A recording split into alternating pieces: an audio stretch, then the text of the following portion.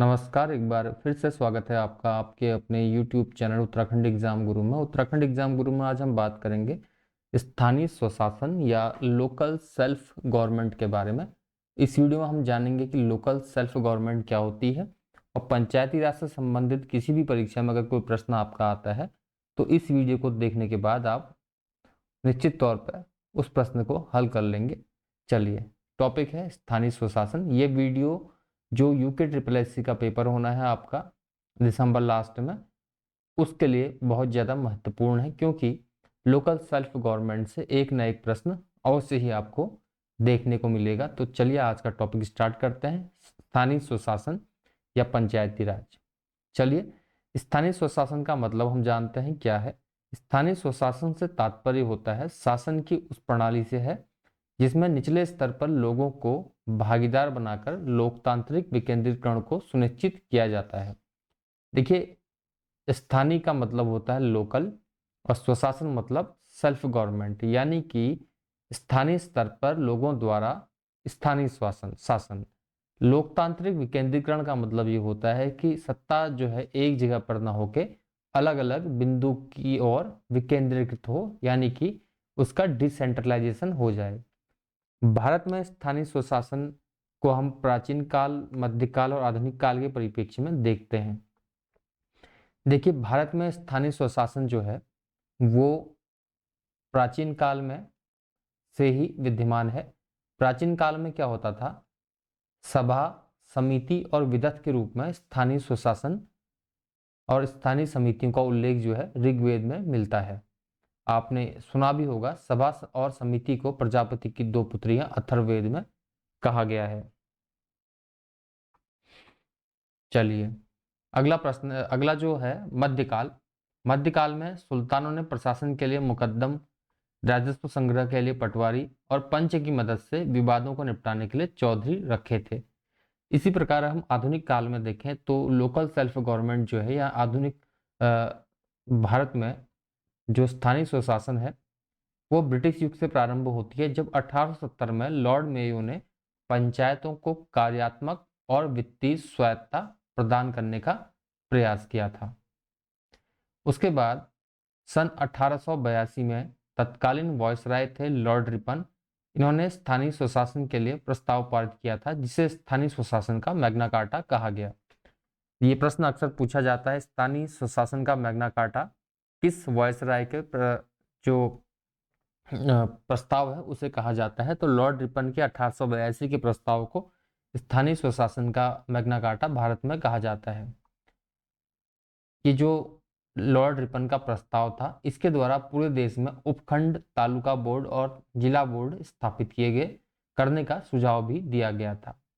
चलिए, आधुनिक भारत में जो विकास हुआ स्थानीय स्वशासन का, उसकी क्रोनोलॉजी को हम इस वीडियो में समझेंगे। देखिए, सबसे पहले क्या हुआ, 1907 में CEH हॉब हाउस की अध्यक्षता में राजकीय विकेंद्रीकरण आयोग का गठन किया गया, जिसे शाही आयोग भी कहा गया।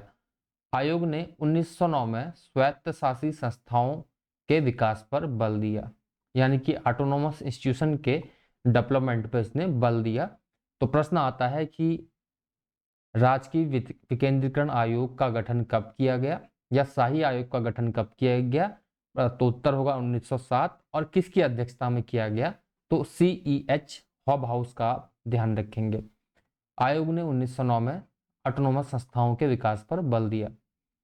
तो उसके फलस्वरूप माल्य मिंटो जो सुधार हुआ था 1909 का अधिनियम, उसके तहत विकेंद्रीकरण पर शाही आयोग की सिफारिशों को शामिल किया गया था। 1919 के भारत सरकार अधिनियम में, जिसे मॉन्टेग्यू चेम्सफोर्ड सुधार कहा गया, स्थानीय स्वशासन के विषय में इसमें स्पष्ट प्रावधान किए गए थे और द्वैध शासन प्रणाली जो है स्थानीय स्वशासन को हस्तांतरित विषय इसमें बनाया गया था। बाद में 1935 के अधिनियम द्वारा, 1935 के भारत सरकार अधिनियम द्वारा स्थानीय स्वशासन को पूर्णतः राज्य का विषय बना दिया गया था। ये तो आजादी से पहले की बात रही। अब कुछ ऐसे हम प्रश्न देखेंगे जो कुछ टॉपिक्स ऐसे देखेंगे जो परीक्षा में पूछे जाते हैं। स्वतंत्रता के पश्चात जो स्थानीय स्वशासन है वो कैसे डेवलप हुआ, उस पर हम एक प्रकाश डालेंगे। गांधी जी के ग्राम स्वराज की अवधारणा को साकार बनाने के लिए पंचायती राज पर विशेष बल आजादी के बाद दिया गया। तो पंचायती राज एवं सामुदायिक विकास मंत्रालय की स्थापना की गई इसके तहत, और एसके डे को इसका मंत्री बनाया गया। तो प्रश्न आ सकता है कि पंचायती राज संस्थाओं के उन्नयन के लिए आजादी के बाद सबसे पहले सामुदायिक विकास मंत्रालय की स्थापना की गई, इसका मंत्री किसे बनाया गया? तो एसके डे इसका आंसर हो जाएगा।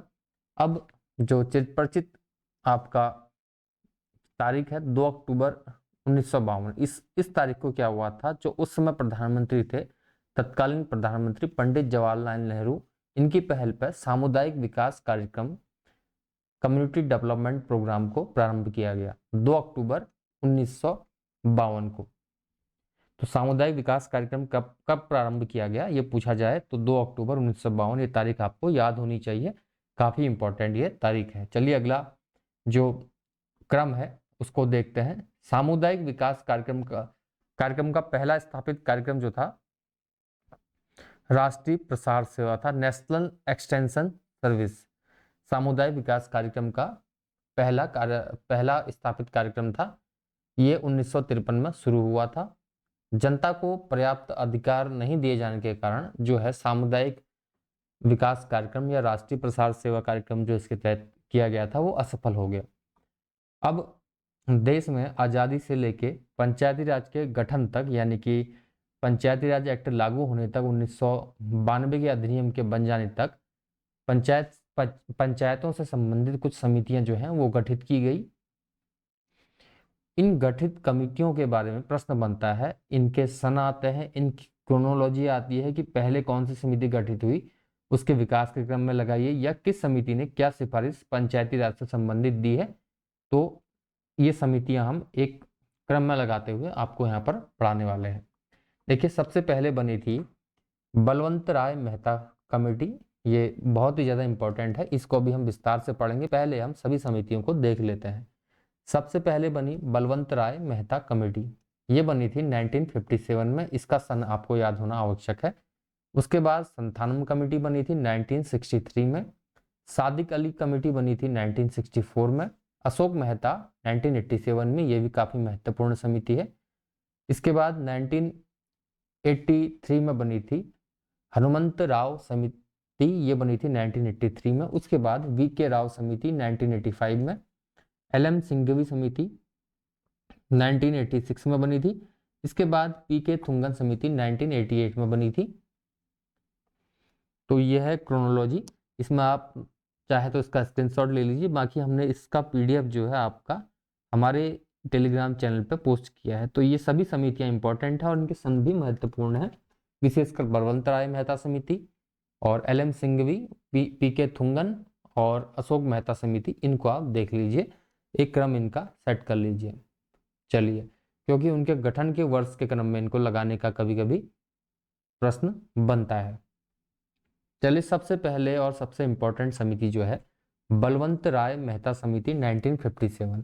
तो जैसा कि हमने लिखा है 1957, ये समिति जो है 1957 में गठित की गई थी पंचायतों के संबंध में अपने सुझाव देने के लिए। चूंकि 1952 में राष्ट्रीय प्रसार सेवा जो है स्थापित किया गया था वो विफल हो गया। उसकी विफलता के बाद विवेचना के लिए और भारत में पंचायती राज के स्वरूप को निर्धारित करने के लिए बलवंत राय मेहता समिति 1957 में गठित की गई थी।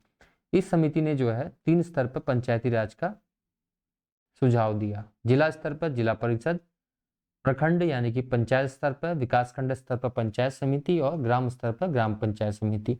तो त्रिस्तरीय पंचायती राज का सुझाव देने वाली समिति जो थी बलवंत राय मेहता कमेटी थी, और बलवंत राय मेहता को पंचायती राज का शिल्पी भी कहा जाता है, ये प्रश्न अक्सर पूछा जाता है। 1957 में इस समिति की सिफारिश आई और 1958 में इस समिति की सिफारिशों को माना गया।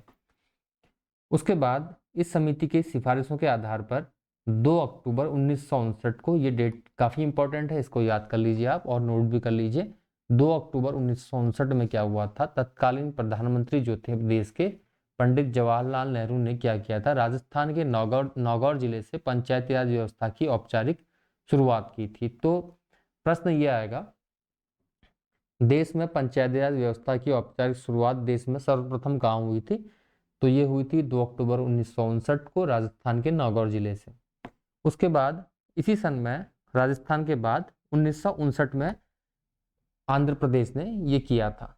ये जो तिथि है ये पंचायती राज एक्ट लागू होने से पहले की है। चलिए अगली समिति जो है के संथानम समिति है। ये समिति जो है इसने अपनी रिपोर्ट को 2 बार प्रस्तुत किया, 1963 में और 1965 में, इसलिए हमने यहाँ पर 2 सन लिखे हैं। देखिए पंचायती राज संस्थाओं के वित्त की व्यवस्था हेतु सुझाव देने हेतु इस समिति का गठन किया गया था। तो कभी प्रश्न ये आ सकता है कि पंचायती राज संस्थाओं के लिए वित्त की व्यवस्था हेतु सुझाव देने के लिए किस समिति का गठन किया गया था? तो के संतानम समिति इसका आंसर हो जाएगा। इस समिति का जो मुख्य सुझाव था, इस समिति ने पंचायती राज वित्त निगम के गठन का परामर्श दिया था। उसके बाद समिति आती है 1964 में सादिक अली समिति। अब सादिक अली समिति क्या है? सादिक अली समिति का गठन जो हुआ था 1964 में पंचायती राज व्यवस्था में सुधार हेतु सुझाव देने हेतु ये राजस्थान सरकार द्वारा इस कमेटी का जो है गठन किया गया था।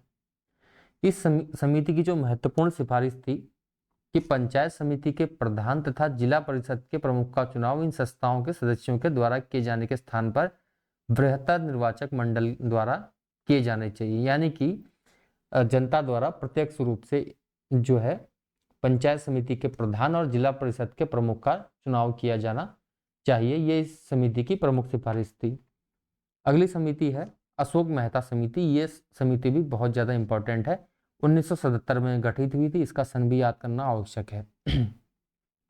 समिति सितंबर 1970 में गठित हुई थी। अशोक मेहता समिति में कुल जो सदस्य थे वो 13 सदस्य थे। कभी कभी इन सदस्यों की संख्या भी पूछ लेता है। इसने द्विस्तरीय ढांचे की स्वीकृति दी थी। जैसा बलवंत राय मेहता ने त्रिस्तरीय ढांचे की स्वीकृति दी थी, अशोक मेहता समिति ने त्रिस्तरीय ढांचे की स्वीकृति दी थी। त्रिस्तरीय ढांचा क्या है? जिला स्तर और मंडल स्तर। जिला स्तर को कहा इन्होंने जिला परिषद और मंडल स्तर को कहा मंडल पंचायत। इन्होंने जिला स्तर को अधिक महत्व दिया। विकास योजनाएं हैं जो उनकी तैयारी जो होगी इनके अनुसार जिला परिषद उनकी तैयारी करेगा और उनका क्रियान्वयन यानी कि इम्प्लीमेंटेशन जो होगा वो करेगी मंडल पंचायत, जिसे आजकल विकास खंड भी कहा जाता है। जिला परिषद जिले में होगी, वो योजना तैयार करेगी और योजनाएं बनाएगी मंडल पंचायत। लेकिन इस समिति की जो सिफारिशें थी उसको अपर्याप्त माना गया, यानी कि अपूर्ण माना गया और इसको रिजेक्ट कर दिया गया, ये अस्वीकृत हो गई। उसके बाद 1983 में हनुमंत राव समिति आई। तो इसकी डेट याद करनी आवश्यक है, बाकी इसका जिला स्तरीय योजना के स्वरूप के अध्ययन हेतु इसका गठन किया गया था। तो इसकी डेट आप चाहे तो याद कर सकते हैं। हनुमंत राव समिति है, ये भी पंचायती राज से संबंधित है। कभी कभी प्रश्न ये आता है कि निम्न में से कौन सी समितियां जो है पंचायती राज से संबंधित नहीं है या है, तो ये समितियां आपको याद रहेंगी तो आप सही ऑप्शन चूज कर पाएंगे। अगला जो है अगली समिति वी के राव समिति 1985 में गठित हुई थी। इसके जो मुख्य सुझाव हैं उनको हम देखते हैं। चलिए, मुख्य सुझाव हैं राज्य स्तर पर राज्य विकास परिषद, जिला स्तर पर जिला परिषद, और इन्होंने जिला परिषद को सबसे ज्यादा महत्व दिया था। मंडल स्तर पर मंडल पंचायत और ग्राम स्तर पर ग्राम सभा के गठन का प्रस्ताव इन्होंने दिया था।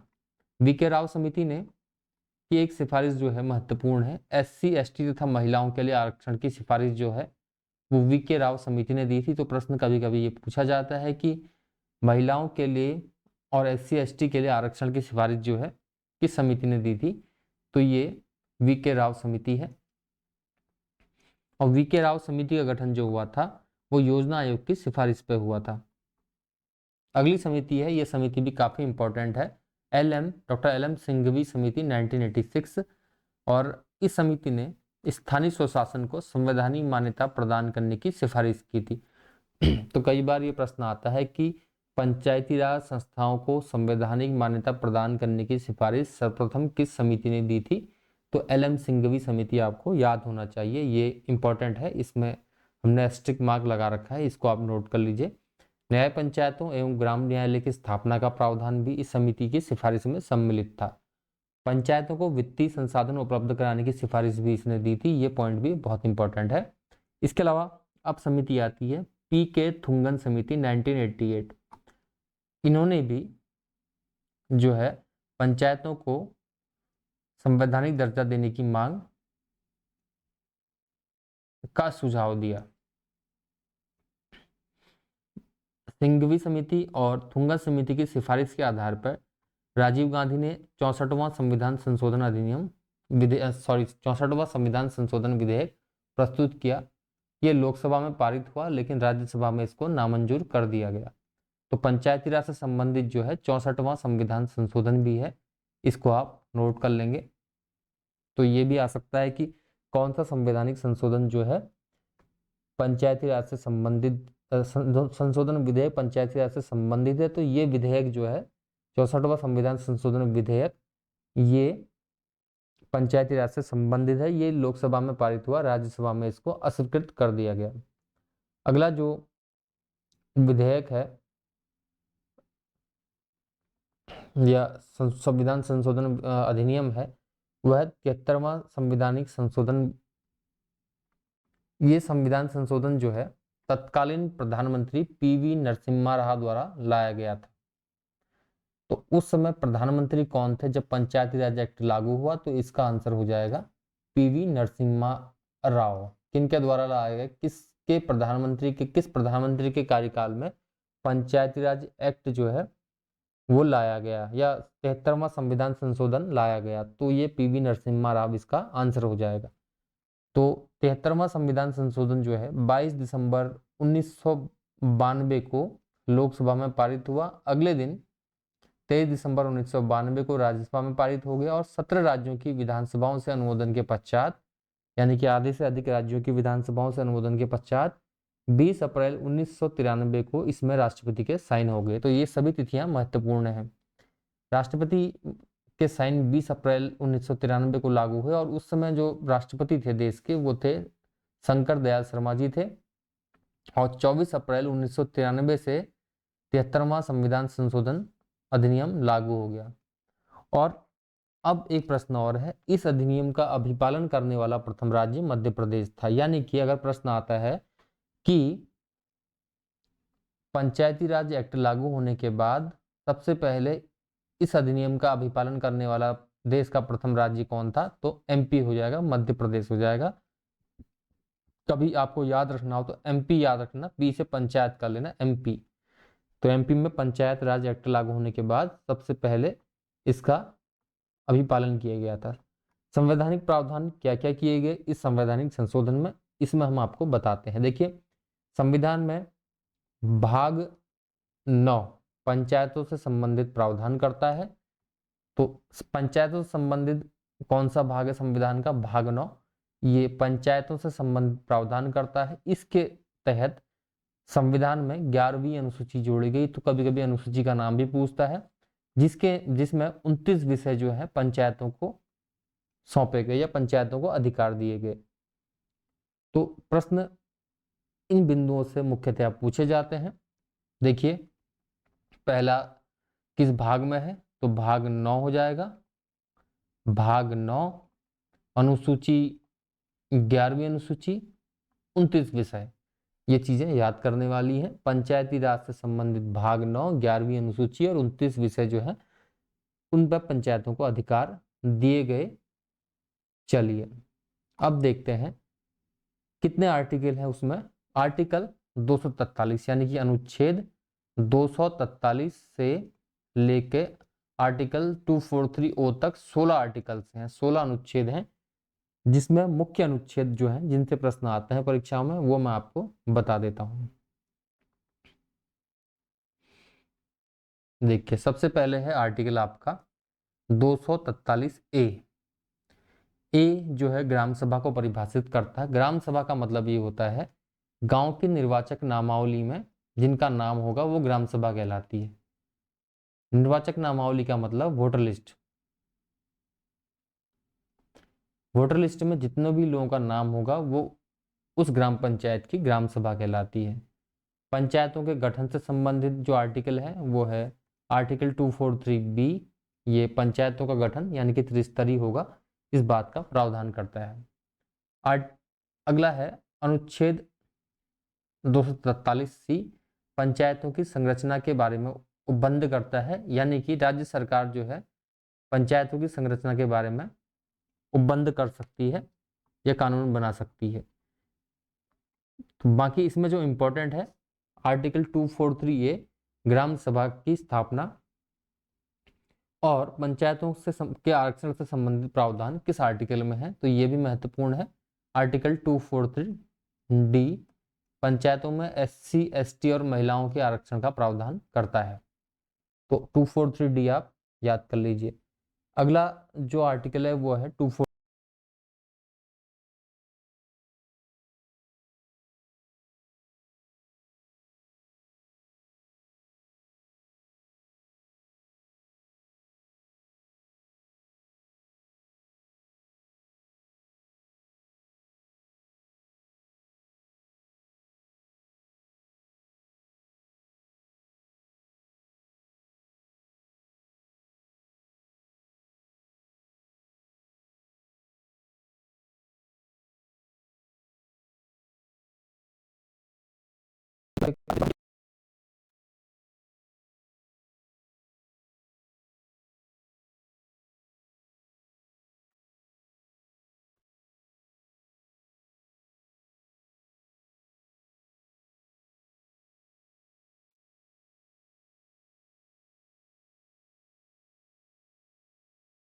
कुछ टेक्निकल प्रॉब्लम शायद इसमें आ गई है।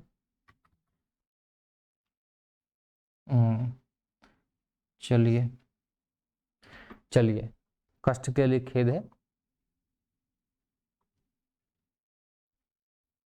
हम्म,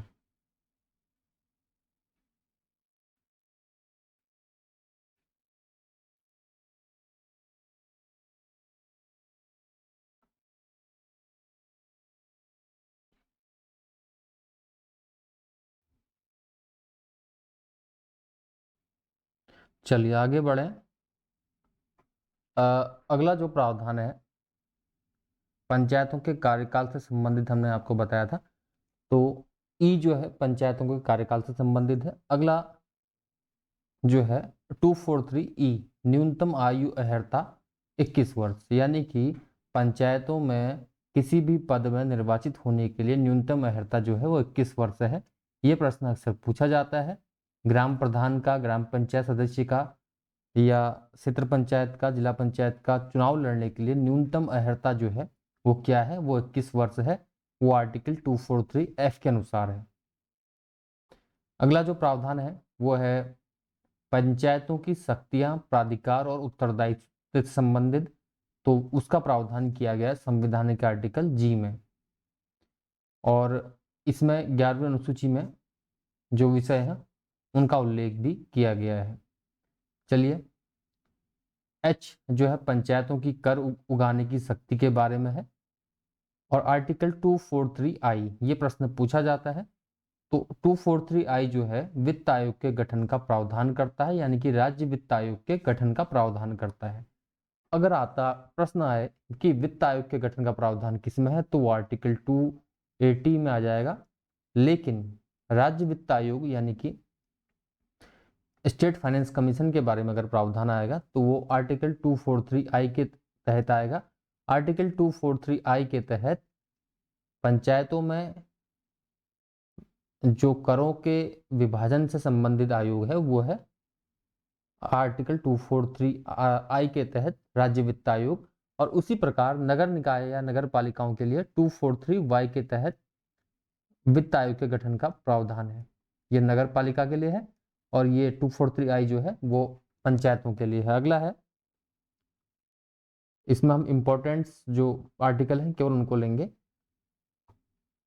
अगला जो आर्टिकल है वो राज्य निर्वाचन आयोग के गठन का प्रावधान के बारे में है। ये है 243K। 243K के तहत राज्य निर्वाचन आयोग का गठन होगा। क्योंकि जो विधानसभा चुनाव होते हैं या आपके संसद चुनाव होते हैं, लोकसभा चुनाव होते हैं, लोकसभा या विधानसभा चुनाव, उनका जो निरीक्षण, निर्वाचन जो करवाता है वो केंद्रीय निर्वाचन आयोग करवाता है, भारत निर्वाचन आयोग करवाता है, लेकिन जो पंचायतों के इलेक्शन होते हैं या नगर निकायों के इलेक्शन होते हैं वो राज्य निर्वाचन आयोग करवाता है। तो उसका गठन का प्रावधान आर्टिकल 243 के तहत पंचायतों के लिए है, और यही निर्वाचन आयोग जो है 243 के तहत नगर क्षेत्रों के लिए है। और आर्टिकल 243 है भाग 9 का लागू ना होना, यानी किन राज्यों में भाग 9 जो है यानी कि पंचायती राज एक्ट जो है वो लागू नहीं होता, नागालैंड, मिजोरम और मेघालय। तो ये थे पंचायती राज से संबंधित महत्वपूर्ण बिंदु जो परीक्षाओं में अक्सर पूछे जाते हैं और अलग अलग प्रारूपों में ये प्रश्न बन के आते हैं। ये पीडीएफ जो है हमने अपने टेलीग्राम चैनल पर डाल दी है, आप चाहे तो वहाँ इसको देख सकते हैं। फिलहाल इस वीडियो में इतना ही। वीडियो अच्छी लगी तो आप कमेंट करें और अपने सजेशन भी जो है लिख के भेजें। चलिए, तो ये शेयर करना ना भूलें आप इस वीडियो को, और इसी तरह की वीडियो के लिए आप हमारे YouTube चैनल को सब्सक्राइब कीजिए। बाकी समय कम था इसलिए मैंने इसमें पीपीटी ना बनाते हुए सीधे ही इस वीडियो को बना दिया। तो थैंक यू वेरी मच।